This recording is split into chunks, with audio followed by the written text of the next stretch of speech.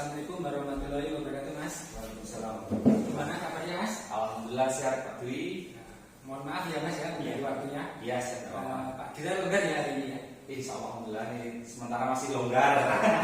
Alhamdulillah.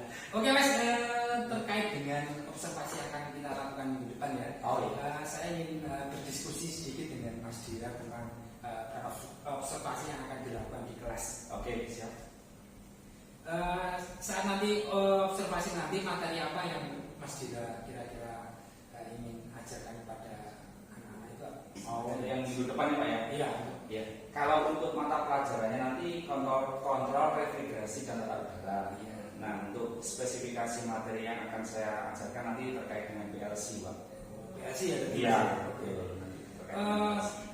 Dari materi itu nanti tujuan pembelajarannya kira-kira apa, Mas? Untuk tujuan pembelajaran yang akan disampaikan kepada peserta didiknya itu nanti apa, Mas? Terkait untuk apa? Ya, yang diharapkan nanti terutama untuk siswa ya. Ya. Jadi siswa itu diharapkan nanti mampu atau mengetahui terutama tentang PLC itu sendiri. Ya. Kemudian dia juga bisa nantinya membuat program karena PLC kan terkait dengan program. Ya. Terus nanti untuk selain itu peserta didik juga diharapkan nanti mampu atau bisa mengoperasikan PLC itu sendiri karena nanti kan terkait juga ada simulasinya seperti itu, Pak. Iya. Jadi tujuannya sudah, Mas ya. Ya. Kira-kira kemudian untuk strategi, Mas, strategi yang akan Bapak terapkan untuk materi tadi apa, Mas, kira-kira yang strateginya yang cocok untuk anak-anak supaya nanti dari tujuan itu tersampaikan kepada Gitu ya. Tentunya nanti saya akan menerapkan kita menggunakan project assessment. Iya. Kemudian nanti kan ya pertama pasti ada pertanyaan mendasar untuk peserta didik, kemudian kita juga mendesain atau merencanakan program atau mungkin simulasi seperti apa yang akan dikerjakan oleh siswa, kemudian menyusun jadwal nanti pelaksanaan pekerjaan, nanti ada monitoring dari kita waktu mereka mengerjakan, kemudian menguji hasilnya seperti apa, dan selanjutnya yang terakhir nanti pasti evaluasi seperti itu. evaluasi ya, Mas ya. Iya. Oke, Mas, selanjutnya untuk media pembelajarannya, Mas. Media pembelajaran apa yang sampai gunakan nanti untuk siswa yang menyampaikan biar anak-anak itu mudah kan, biasanya kan perlu media. Oke. Anak-anak itu Iya. Pasti kalau masalah media untuk menyalurkan anak-anak biar lebih paham ya Mas. Iya. Yang pasti seperti biasa lah, kalau yang biasa nanti kita pakai PPT. PPT kita pakai, kemudian ada juga buku ajarnya. Buku ajar dari kelas 12 itu juga ada.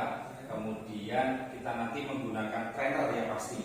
Ya, trainernya di PPT juga udah ada kebetulan. Kemudian selain itu kita juga menggunakan aplikasi di Android. Nah, udah ada jadi Pak. Ya, jadi tapi cuma untuk simulasi nanti.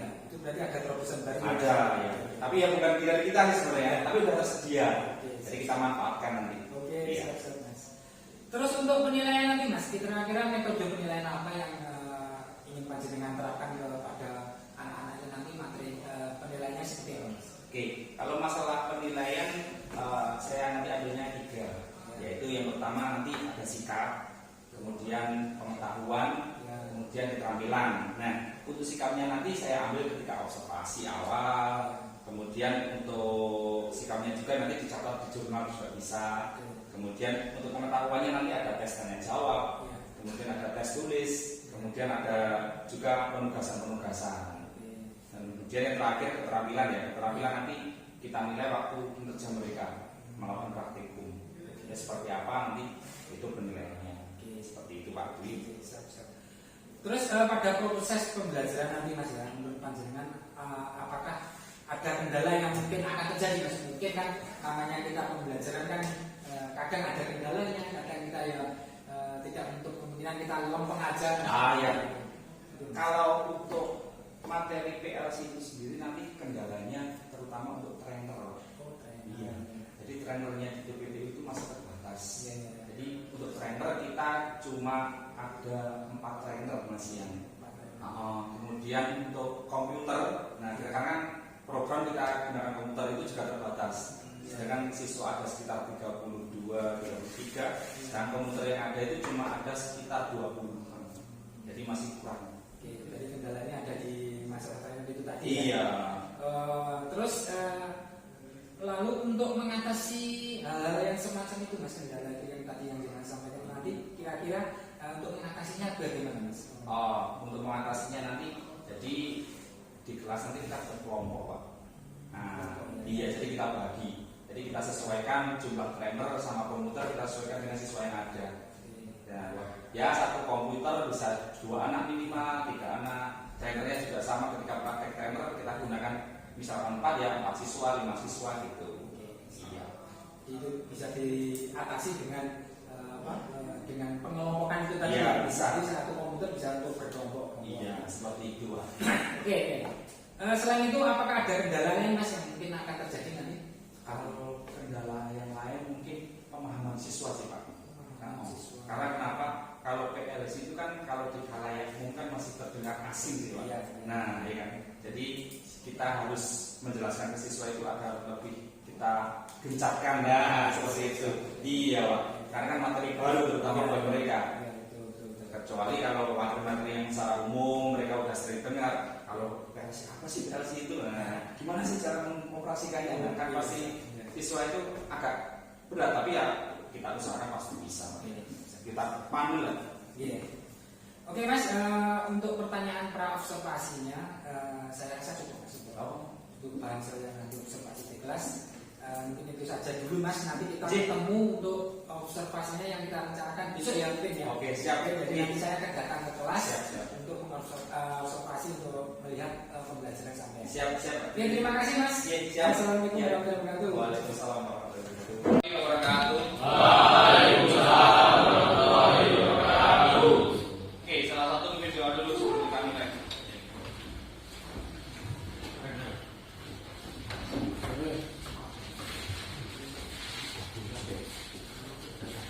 Silakan. Ya, mulai.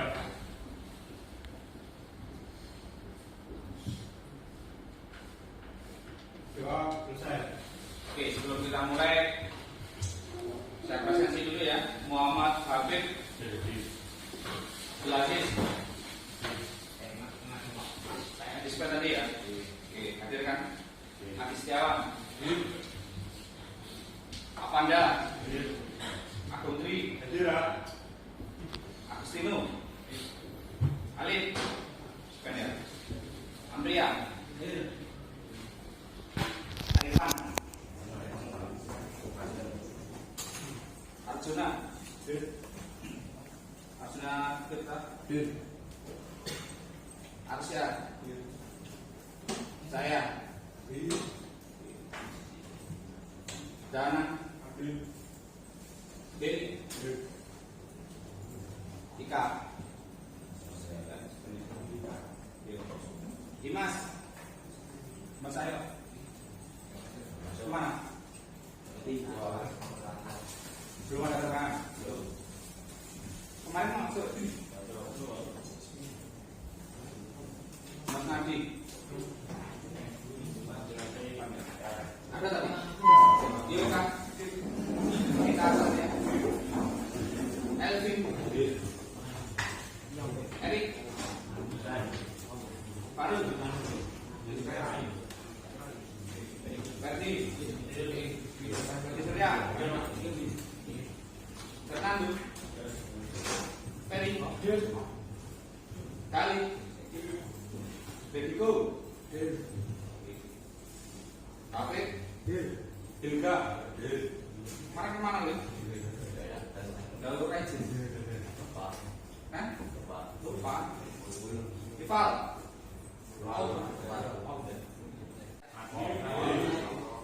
Kalau biasanya kalau kemarin udah BBB ya. BBB kan biasanya ada semboyan isu-isu yang pagi-pagi tuh. Semangat pagi, jawabannya apa? Pagi. Oke, dengar itu ya. Oke, coba. Semangat pagi. Luar biasa. Kurang. Semua kurang. Belum. Si semangat tadi apa apa? Oke. Pole. Iya. Semangat pagi. Luar biasa. Semangat.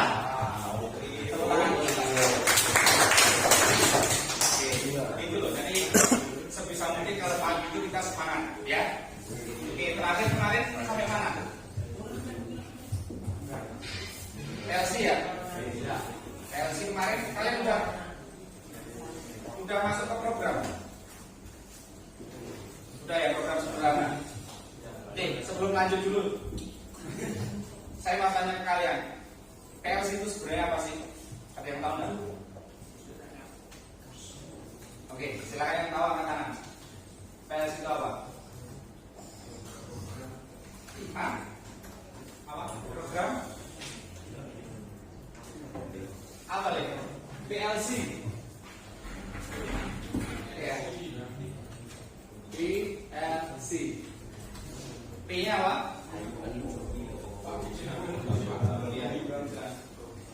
Oke ya.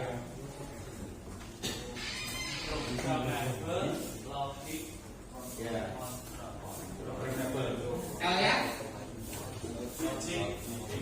Logic. C-nya?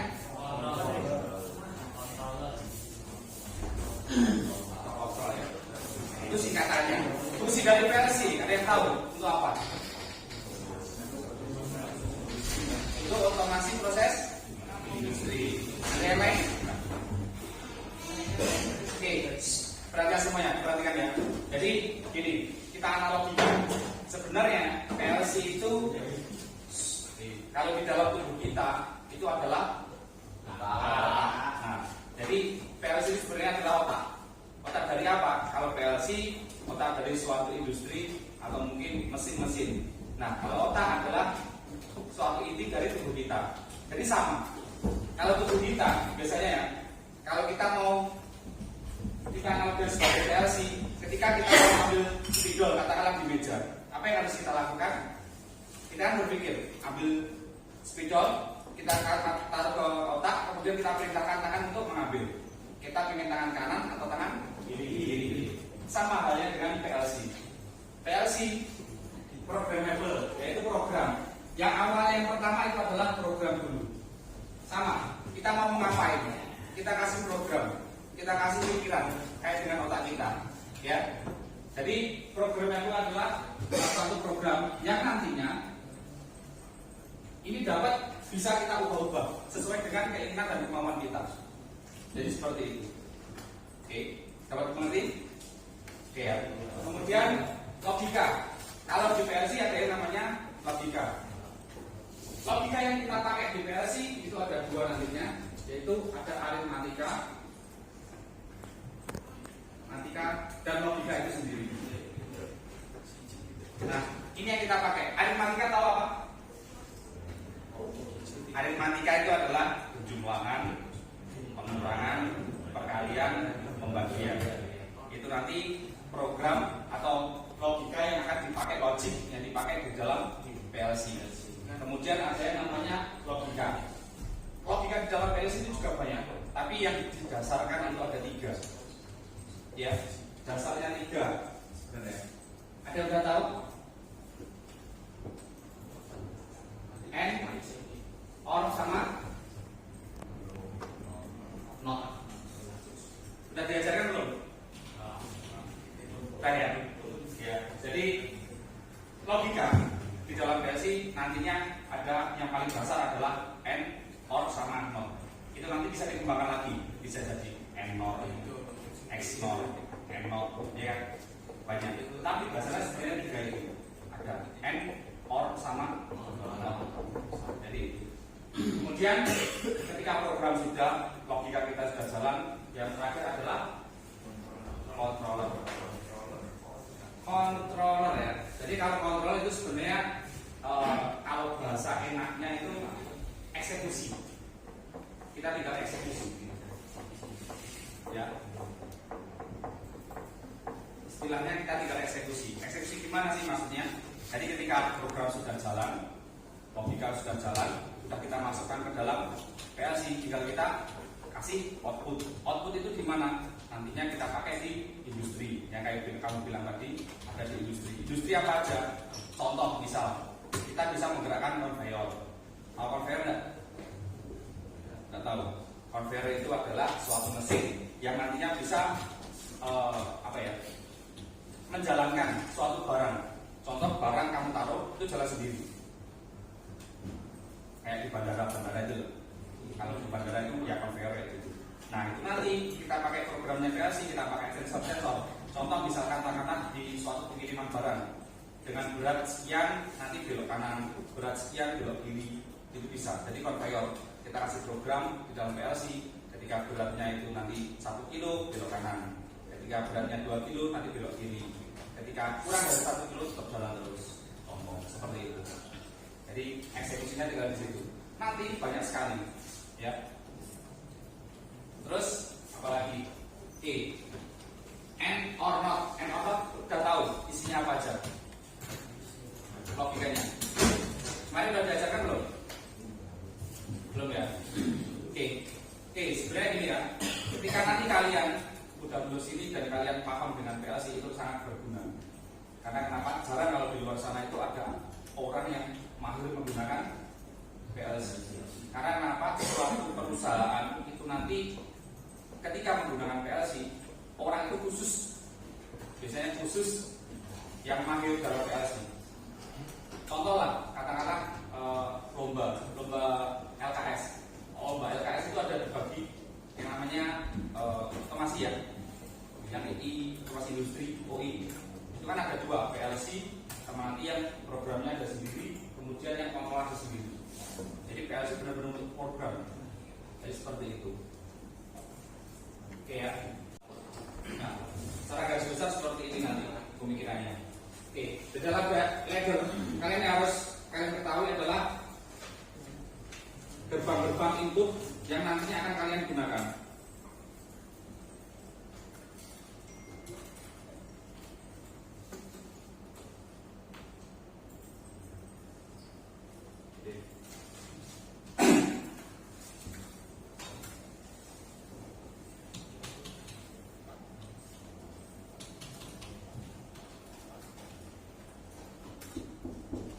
Oke, kalian harus memahami 3 dasar ini dulu aja. Ya, kemarin ada yang tahu ini simbol apa? Kalian udah kami dulu. Apa? Input apa? Hah? LT ya, lot ya. Terus bedanya ini sama ada yang garis. Nggak tahu. Oke. Ini atau biasa kita sebut LD atau lot ya. Ada 2 jenis, yaitu terbuka dan tertutup. Yang terbuka namanya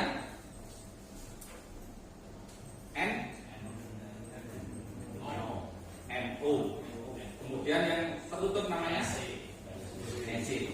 Jadi NO itu adalah singkatan dari normally open dan NC adalah normally closed. Jadi yang dimaksud normally open ketika dia normal itu input katakan tombol ya, belum kalian fungsikan itu sudah terbuka ya, karena terbuka sehingga ketika ada arus dia akan berhenti di sini karena terbuka kayak saklar ini. Ini yang kalian pakai kemarin.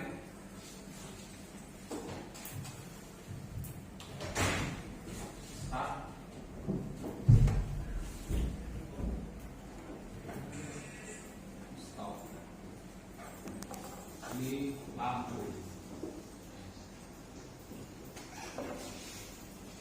Ini berapa maksudnya? Itu ya. 0 titik. Yang ini kita pakai 1. Terus yang ini 100. Oke. Coba kalian praktek, kalian bikin ladder di PC kalian masing-masing. Sederhananya aja dulu. Kalian sekarang kemana ya?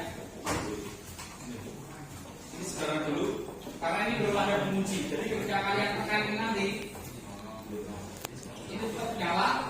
Kemudian ketika kalian lepas, langsung mati.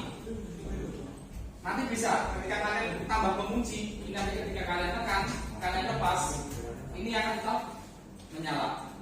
Jadi posisi push button atau start ini sebenarnya kalau di industri ini kayak push button, jadi bukan saklar. Tahu push button nggak? Bedanya push button dengan saklar. Kalau push button itu dipencet, kalian lepas, jadi ini bakal lepas. Beda dengan saklar. Setelah kalian tekan, ya akan tekan terus. Kalian tekan atasnya ya. Seperti itu. Jadi ini fungsinya kayak buzzer. Nanti ketika kalian ada pengunci, ketika kalian tekan, kalian lepas, lampu tetap menyala. Cobain dulu aja. Oke.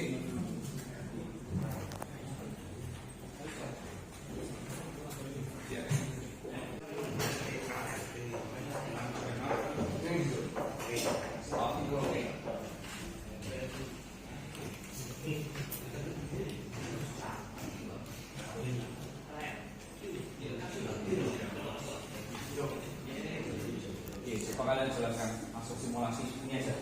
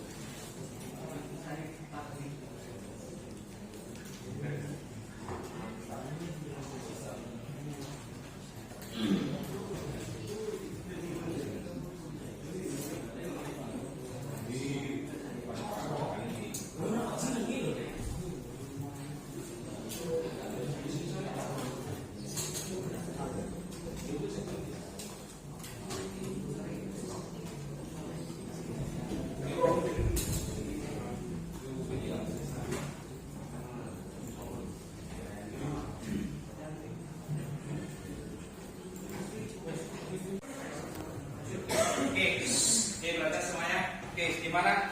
Hari ini tadi kalian sudah belajar mengenai PLC? Paham ya? Ya. Oke. Kalau di awal tadi kita kan belajar mengenai sederhana ya. Sederhananya adalah ketika kalian tekan tombol, lampu akan menyala. Ketika kalian lepas, lampu mati. Ya. Oke. Next berikutnya, nanti kalian bisa juga jobnya ya. Akan saya kasih. Ada yang tahu lampu merah? Nah, nanti itu akan kalian kerjakan. Jadi kalian akan bisa mengoperasikan atau memprogram lampu merah. Cukup sederhana aja. Hijau nyala, kemudian mati, ganti kuning menyala, kemudian kuning mati, kemudian merah menyala, kemudian kembali lagi ke hijau. Oke ya. Next kita akan belajar itu dulu. Oke? Oke ya. Siap kan? Oke, siap.